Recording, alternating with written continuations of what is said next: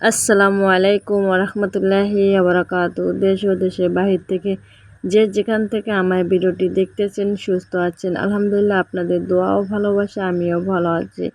তো চলে আসলাম এদিকে চিংড়ি মাছ কোটার জন্য। তো 1 কেজি চিংড়ি মাছ রাখছিলাম 600 টাকা বাড়ির পাশ থেকে, মানে বাড়ির পাশে একজনের ঘের থেকে ধরছিল, তো তাদের কাছ থেকে 1 কেজি চিংড়ি মাছ রাখছিলাম কিনে।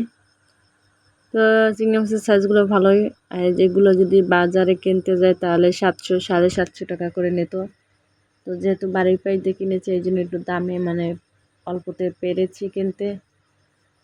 আগে চিংড়ি মাছের দাম ছিল 200 250 টাকা করে কেজি, তখন আমরা মানে হয়তো কয় বছর বয়স হতে পারে, হয়তো হাই গেলে 10-12 বছর এরকম হতে পারে। অনেক চিংড়ি মাছ ধরেছি ঘের থেকে, আর এখন তো চিংড়ি মাছ তেমন একটা পাওয়া যায় না, খুবই কম।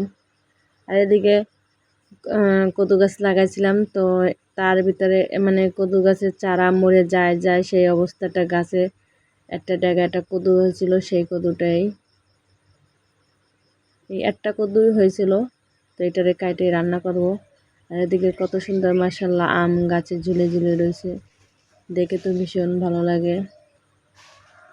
আমার কাছে সবচেয়ে ফল ফকরা গাছগুলো দেখতে ভালো লাগে, লাগাইতেও মনে চায় ফল ফকরা গাছগুলো। আর এদিকে আমি শাক রান্না করার জন্য পেঁয়াজ কাঁচামরিচ রসুন এগুলো তেলে হালকা ভাজতেছি। আর এদিকে সামান্য পরিমাণ হলুদের পাউডার দিয়ে দিলাম। এখন এটা ভালো মতো নেড়ে চেড়ে শাকটা দিয়ে দেবো, ডাঁটা শাক ছোট ছোট।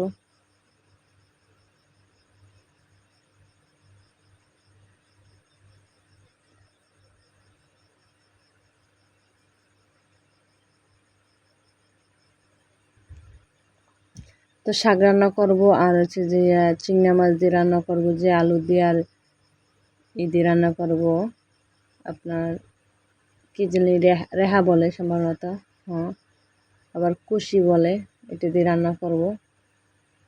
আর যে পুঁটি মাছ আছে, পুঁটি মাছ ছোট ছোট যে পুঁটি মাছ, ওই পুঁটি মাছগুলো হচ্ছে তেলে ফ্রাই করব। পুঁটি মাছ চচ্চড়ি করলে আমার কাছে ভালো লাগে না, কাটা কাটা মনে হয়। তো এই জন্য পুঁটি মাছগুলো আমি কী করছি, তেলে ভাজে পরবর্তীতে পেঁয়াজ কাঁচামরিচ তাই আবার তেলে মানে হালকা ভেজে তারপরে পুঁটি মাছগুলো নেড়ে চেড়ে উঠাইছি। তো আমার কাছে সবচেয়ে পুঁটি মাছ এইভাবে রান্না করলে অনেকটা মজা লাগে খেতে। ভিডিওটি সাথে থাকেন, দেখতে থাকেন।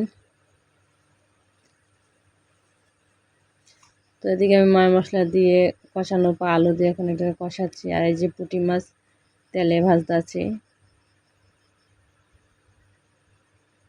পুঁটি মাছ এরকম মচমচে করলে ভালো লাগে খেতে, খেতেও মুচুর মুচুর লাগে, কোনো কাটা বাজে না। আর এমনি যদি চচ্চড়ি করলে তাহলে কাটা বাজে গলায়। এই যে এখন পেঁয়াজ কাঁচামরিচ তেলে ভেজে এখন এই মাছগুলো দিয়ে দিলাম। আপনারা এইভাবে ট্রাই করে খাবেন, দেখতে অনেক সুন্দর লাগে খেতে।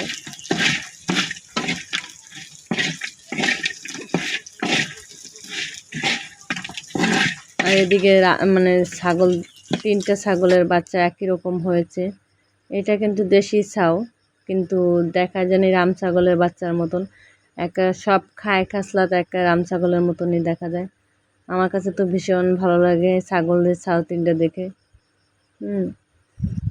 আমার মানে জামা কাপড় কামড়ায়, হাত কামড়ায়, গার পর লাফাইয়ে উঠতে যায়। কি যে করে ওদের তাল বাহানা দেখলে আমার কাছে ভীষণ ভালো লাগে।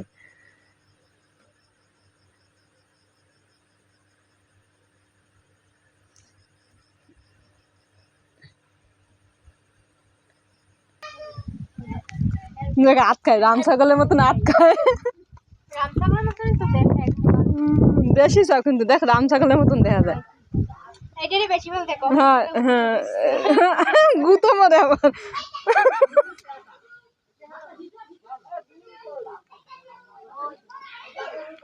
একটা রাম ছাগলের মতন দেয় ছাড় দিতে। হ্যাঁ ডুসি মারে আবার। হ্যাঁ